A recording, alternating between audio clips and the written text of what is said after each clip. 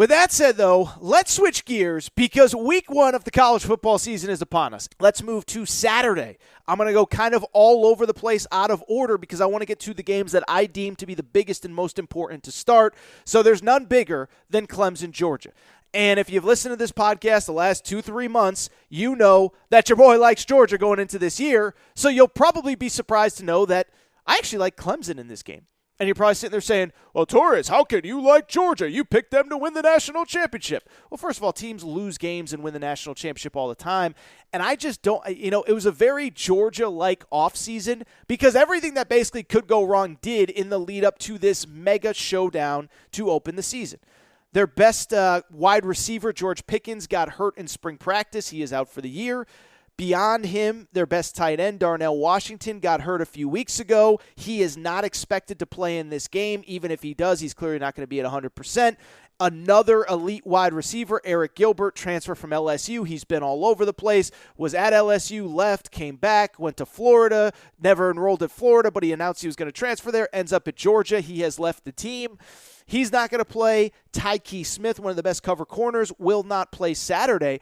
I just think it's too many guys to lose against a really good Clemson team, and especially a good Clemson defense. And I talk about it a little bit on the college football podcast, but I think for all of the talk about Clemson losing Trevor Lawrence, losing Travis Etienne, what does it mean? Clemson returns everybody on defense. I mean, it is bananas how much they return on defense, 10 starters back off of a really good defense, where I think they're going to have one of the best defenses in college football this year. Now, last year in the playoff, they got destroyed by Ohio State, but Ohio State has they have the best wide receiver group in the country. PJ Flex said he thought it was the best wide receiver group he has ever seen. I don't think that's an exaggeration. And Georgia, as good as they are, they don't have those guys that can burn you deep the way that Ohio State did in the college football playoff. So I think this game gets played between the tackles in the box. And with Georgia losing all their marquee skill position guys, I just don't like them in that kind of game. I do think Clemson wins. I think it's something like 28-10, something like that. I do like the under in this game. But I'll take it a step further. What's especially fascinating is the idea that what is at stake for the loser, okay? What is at stake for the loser? Because with Georgia, look, we all know that you can still get to the playoff from the SEC with one loss. We all understand that. But it does kind of change the paradigm and the math and the calculus if they lose this game. If they lose this game, they basically have to run the table from here. They cannot avoid a slip-up. And I will say, I do think with their schedule, it's possible. They don't play Texas A&M. They don't play LSU. They don't play Alabama. They don't play Ole Miss during the regular season. And so the opportunity for them to make a run, even if they lose this game, is there. But again, they'll have to get to the SEC championship game and beat an LSU, beat an Alabama, likely beat a Texas A&M. And will they be able to do it? I think for Clemson, it's the exact same deal where you look at this game for Clemson. And if they lose this game, they don't have another ranked team on the regular season schedule the rest of the year. Now, they may play Miami, they may play North Carolina in the ACC championship game, but if they lose this game, it is going to be really hard for them to make the argument around the college football playoff that if there are other one-loss teams besides them, that they should get in above them. Think about it like this. Imagine, and I don't want to get too far ahead of ourselves, imagine if Georgia wins this game. Georgia beats Clemson. Now, I am picking Clemson, but imagine if Georgia wins this game. Georgia goes undefeated. They go to the SEC championship game. They lose to Alabama. Alabama's in the playoff. Do you take Georgia over Clemson? Because I think you got to take Georgia over Clemson if they both have one loss and Georgia wins head-to-head. So it's a fascinating concept. I do like Clemson. I am not quite as high on Clemson this year, but I like them in this game. I think they get a good advantage in terms of when they're getting Georgia. They have a very easy schedule kind of going forward. Beyond that, let's stay on Saturday. Really fascinating matchup. Early Saturday, noon kickoff on Fox. Penn State at Wisconsin. And you look at Penn State, I kind of think Penn State, I think the bloom is a little bit off the James Franklin Rose. And what's interesting is, I think two things are fair. I think it's kind of unfair for me to say that because he was a coach that can legitimately blame COVID on his team's performance. This was a guy that coming into last year, he went 11 in his previous 4 years coming into last year. 11-3, 11-2, 9-4, 11-2 in the previous 4 years before last year. They go 4-5 last year, and to their credit, they did win their final 4 games of the regular season. But if you look at who they beat, it was Michigan who stunk, Michigan State who stunk, Illinois who stunk, and Rutgers who stunk. And so I'm not sold that because they won 4 games in a row to end the year that they somehow magically figured it out. Because here's the bottom line. They got destroyed by Ohio State. They got destroyed by Iowa. They lost to a bad Maryland team. And so when I look at this team, I don't know that they're going to be much better this year. They bring back the same quarterback, Sean Clifford, who has not been very good in his time at Penn State. 60% completion percentage last year, 59% completion percentage the year before. And the thing with Wisconsin that is very important to note, Wisconsin has one of the top 10 defenses in college football each of the last 2 seasons, scoring defense, total defense. The offense wasn't very good last year, but I don't know how much I blame it on Wisconsin. I know I just said that Penn State doesn't get a pass because of COVID last year. I think Wisconsin kind of does. They were dominant in their first game of the season. From there, they go on and have a COVID outbreak. They never really get into a rhythm from there. And so when I look at Wisconsin, to me, they are a team that is more of a wash last year than Penn State because of COVID. It's also worth noting, home field advantage, Camp Randall, full stadium. I do like Wisconsin in this game. Let's keep moving on. Saturday. Little Alabama-Miami, no big deal. Just 2 of the most successful programs of the last 30 years. I mean, Alabama's won a bunch of national championships. I don't think people realize Miami has 5 national championships in my lifetime. So we spent all this time talking about, these programs like Michigan and Texas. Texas has 1 national championship in my lifetime, and it was when they had the best player in college football, Vince Young. Miami has 5 national championships in my lifetime. Goes without saying. This is not that kind of Miami team, though. First of all, in terms of Alabama, again, I think there's a little Trevor Lawrence syndrome here where everybody is so focused on the loss of Mac Jones to the NFL. First of all, never forget, Bryce Young almost beat out Mac Jones last year, and there was talk and belief within Alabama circles that Mac Jones was eventually going to have to give up that job because Bryce Young was just too darn good. Also worth noting, when it comes to Alabama, there is obviously a lot of talk about what they've lost. My buddy Ryan Fowler brought up 2 interesting points to me.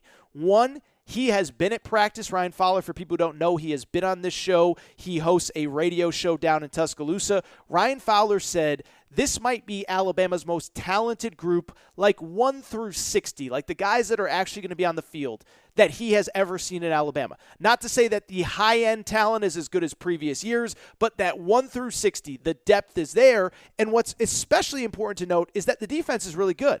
Again, we spend so much time thinking about and talking about, losing Mac Jones, losing Najee Harris, losing Devontae Smith. Alabama returns 8 starters off of a defense that last season was the number 1 scoring defense in the SEC. They gave up the fewest points in the SEC, and that was with Notre Dame, Ohio State on the schedule in addition to a full SEC schedule. So this could be the best defense that Nick Saban has had in a while. And I like, again, I said earlier with Clemson, I like when Clemson is meeting Georgia on the calendar. I like where Alabama is getting Miami here because, and this is no disrespect to De'Aaron King, but De'Aaron King, Miami starting quarterback, let's never forget, this guy tore his ACL in the final game of last year. Now, to his credit, he has gotten back. I am so happy to see him back on the field, but let's be realistic. Let's call a spade, and let's readily admit that coming back from a torn ACL game, you don't want to be playing Alabama. And so when I look at him, I look at the fact that, by the way, in his 1 signature game last year against Clemson, the biggest game of the season, he went 12-28, 0 touchdowns, 2 interceptions. I think Miami is just one of those second-tier teams that is really good by the modern college football standard, but is still leaps and bounds, not even close to the top of the sport, right? We have the top of the sport, which I believe is Alabama, Clemson, Ohio State. Then I think we have 3 or 4 programs that are not very far behind in Oklahoma, Georgia, Notre Dame. Any given year, one of those teams can rise. Some people believe that Oklahoma, this is their year. I believe Georgia, this is their year. For people who have not seen it, I picked Georgia to win the national championship. But with that said, I think then there's a next tier that's really good, but they're not even close to that second tier, right? The second tier of Georgia, Oklahoma, Notre Dame. Miami's in that group. Like, they're fine. They're not Georgia. They're not Oklahoma, and they're certainly not Clemson and Alabama. D'Eriq King struggled against Clemson last year. And so when I look at this team, I just sit there and say, I just don't see it. The defense wasn't very good last year, 67th in the country in total defense. They gave up 34 points in 5 of 11 games, 34 or more points, including like 60 to North Carolina in the season finale. I think Alabama rolls here. You can't give Nick Saban months to prepare, but that's exactly what he has here. A couple other games I want to get to. LSU at UCLA. And it's fascinating because anybody who listens to this podcast knows I've been on that UCLA bandwagon, baby. I said, look, I thought they looked really good late last year. Should have beaten USC. Could have beaten Oregon. And when I saw them, when I saw that LSU was on the schedule all summer long, I was like, I kind of like LSU. I kind of think UCLA can keep things close. Then we had a week 0 game where UCLA played Hawaii. Everybody got on the UCLA bandwagon after they beat Hawaii. And I do think Hawaii is a pretty decent team. But, for UCLA to be getting as much love as they did after that game, I'll be honest, I think it's a little bit too much. The game, to me, all comes down to one thing. It will be a battle in the trenches, okay? It'll be a battle in the trenches. UCLA, they were number 2 in the Pac-12 in rushing last year.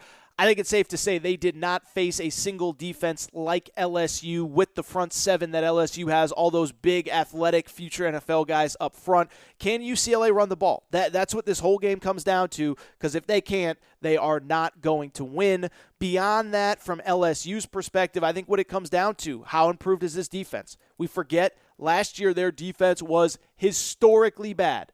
They were one of the worst pass defenses in the country. They gave up more yards and more points than just about anybody in the country. They were awful. Bo Pelini is fired. So I just want to see. This is one of those games. If I was in Vegas, I would not be putting any money down on it. But with that said, going to be a fun one to watch. Speaking of fun, speaking of interesting, Louisiana against Texas. You just talk about a fascinating game with fascinating stakes. This is it right here. So Louisiana, for people who do not know, really good. They went 10-1 last year, 11-3 the year before, and they return everybody. They're one of those programs, like Phil Steele said the other day, because of COVID, a bunch of seniors that were going to graduate decided to come back for another year, and they just have an absolutely loaded team heading into 2021, this 2021 season. Specifically, what's fascinating to me, they are facing a Texas team with Steve Sarkisian that we all know wants to run the ball, to pass the ball. That's what Steve Sarkisian does. Louisiana had one of the best pass defenses in the country last year. They held 7 opponents under 200 yards passing, which is an insane stat. And now they're going up against a redshirt freshman Texas starter who has never played meaningful snaps in college football. I like Louisiana in this game. I don't know if they pull the upset, but I think it's close. I think it's low scoring. I think they force turnovers. I think they take care of the ball. They're just a really well-coached team. For people who don't know, their head coach, Billy Napier, is a guy, he will be at one of these big boy jobs soon. He's actually interviewed at a few places and turned down opportunities. I know he interviewed at South Carolina. Don't know if he was a candidate there. I know he interviewed at Mississippi State. He's interviewed at a few of these places, but ultimately has decided that he's going to stay at Louisiana. I do think when one of these really great jobs opens up, and I'm not implying any of them will, but if it's LSU, if it's Florida, if it's Georgia, if it's Alabama, like those kinds of jobs. Again, I'm not saying any of them are going to open, but if one of those opens, he will be the guy that probably is pretty close to getting the first call. But he's at Louisiana, and I think this game stays very interesting. Last one from Saturday. And there's a couple other good ones on Saturday. Houston, Texas Tech. I think Houston actually is going to win that game. I actually think the wrong team is favored there. West Virginia against Maryland. West Virginia, the number 1 pass defense in college football last year. Maryland, explosive pass offense with Tua's brother running the ship. Other games. Iowa hosting Indiana. 2 top 20 teams. Indiana, for people who forget last year, really good. Barely lost at Ohio State, was one of the surprise teams in college football. And if you listen to this show, you know that your boy Torres did not believe in them basically at any point during the season, and I continue to get burned as they continue to embarrass me. They beat Penn State on opening night. They destroyed Michigan. They destroyed a bunch of other teams. And so I'll just tell you, man, like they were a really good team that I did not give the credit to that they deserved. In terms of this game, though, I'll also say this. Iowa is a really good football team. Iowa, I believe, was probably the second best team in the Big Ten last year by the end of the season behind Ohio State. They lost their first 2 games of the season by a single possession. The Iowa Hawkeyes did. They lost to Purdue and Northwestern, each by less than a touchdown. How about this? They had a lead in the fourth quarter of both of those games and lost by a combined 5 points. They then go on to win 6 straight games to close the year, crush Wisconsin, crush Penn State, beat Nebraska, on and on and on and on and on, and they return a lot this year. I will not be betting this game. I will be staying away. I do like Iowa, but Indiana burned me. The reason I worry a little bit about Indiana this year, 2 real reasons why. The first one is pretty simple. Their starting quarterback is coming off a major knee injury. Michael Penix, he got hurt in the middle of last year, was really good, but obviously coming off a major injury, you just don't know what you're going to expect. And then from there, there's another thing that kind of intrigues me, and I talked to Phil Steele about this a little bit on the last episode, is when I look at this team, they are a team that forced an insane amount of turnovers last year, okay? They averaged over 2 interceptions per game. Now, that's obviously great. That's a good thing. I'm not saying it's a bad thing. But what would concern me about that if I was betting this game or even taking Indiana in general this season is I don't think it's sustainable. I don't think 2 interceptions a game is sustainable for any team over the course of this season. They just forced an insane amount of turnovers. So that's what worries me. I would take Iowa, but I'm staying away. Really quickly, let's get to Sunday. Yes, we have college football on Sunday night, Notre Dame at Florida State. And I'll tell you, this one's fascinating for a few reasons. One, Notre Dame basically loses everybody. They made the playoff last year, for people who forget.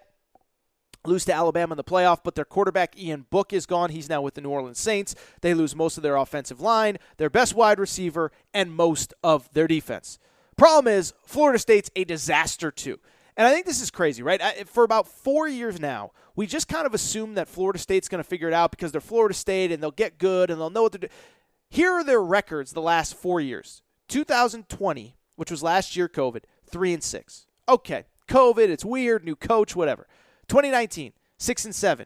2018, 5-7. 2017, 7-6. So over the last 4 years, they have never won more than 7 games. They are below 500 over the last 4 years. So the idea that they're just going to turn it around, I don't buy it. I do think Notre Dame wins this game, maybe even convincingly, but I'm just going to stay away. I'm just curious to watch Notre Dame. But I don't think it's going to tell us much about Notre Dame if they win. This team, this Florida State team, is not good. They're going to struggle, and I don't think they're going to be very good this year. Final game of the weekend. Let me just say this. Shout out Ole Miss. I love Lane Kiffin. He is so good. His teams are so dynamic. They're so fun, and they're so interesting to watch. And so they are also a team that struggles significantly on defense. It's worth noting, by the way, they averaged over 40 points per game last year in a year where they didn't have spring practice. And so you think this offense is going to slow down. I just don't see it. On the flip side, though, the defense needs to be better. They gave up about 39 points per game last year. They're playing a Louisville program that I think is kind of at a crossroads. Scott Satterfield had a great year one, 8-5. They completely fell apart last year. They had kids quitting and opting out in the middle of the season. Then in the offseason, he interviews for the South Carolina job, does the big thing where I'm coming back. And the fans are like, you just got here. Like you're coming off a 4-7 year or whatever we are, and you want to be a pat on the back because you're coming back? Give us a break. So I think this is going to be a fascinating game. And if Scott Satterfield gets blown out, if Louisville gets blown out in this game, we're talking big, bad news for Scott Satterfield in Louisville. I think Ole Miss wins. I will not touch this game from a gambling perspective. All right. That's a lot of coverage of week one. But we have, I'm talking 6-7 marquee games that I am so fired up about for this weekend. By the way, I know I told you I was going to come back after the Joshua Perry interview, but I think you got enough Torres for one episode. So with that said, let's get to my interview with Joshua Perry. And as a quick side story, Joshua Perry, former Ohio State player, played for the Buckeyes 2014 National Championship team. And if you don't remember that season, that was the year. It was Urban Meyer's fourth year. He's building something. And going into the season, they have really high expectations. Everybody's really excited. Braxton Miller is their quarterback. He goes down with a shoulder injury. They lose their second game of the year. They struggle. JT Barrett is in at quarterback. Then all of a sudden they get on a roll. They start beating teams. They start winning. They're playing themselves into the college football playoff conversation. This was the first year of the college football playoff, by the way. And then JT Barrett gets hurt against Michigan, and Cardale Jones comes in.